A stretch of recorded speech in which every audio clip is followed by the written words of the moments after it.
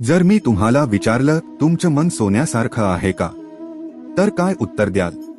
आज तुम्हाला एक अशी गोष्ट सांगतो जी तुमचं मन हलवून टाकेल आणि कदाचित तुमचं आयुष्य पाहण्याचा दृष्टिकोनच बदलून टाकेल. एका लहानशा गावात एक गरीब पण प्रामाणिक शेतकरी राहत होता. नाव होतं राम. त्याचं घर लहान, शेतही फारसं नाही, पण त्याचं मन आकाशाएवढं मोठं. कोणाचं अन्न शिल्लक नसेल तर राम वाटून देई. कोणाचं काही बिघडलं तर रामचं काम बाजूला आणि तो मदतीला धावायचा.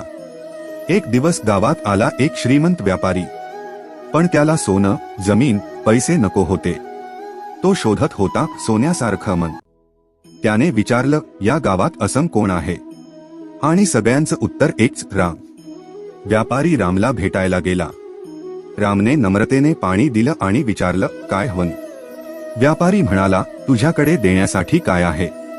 राम म्हणतो, माझ्याकडे फारस काही नाही, पण माझ्या अन्नात नेहमी एक वाटी इतरांसाठी असते. हे ऐकून व्यापारी स्तब्ध झाला. त्याने रामच्या हातात दिली एक पिशवी. त्यात होती 10 सोन्याची नाणी.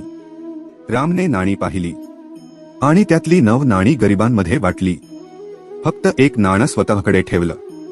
त्याने फक्त एवढंच सांगितलं, हे नाणं मला रोज आठवण करून देई की खरी श्रीमंती ही मनात असते, तिजोरीत नाही.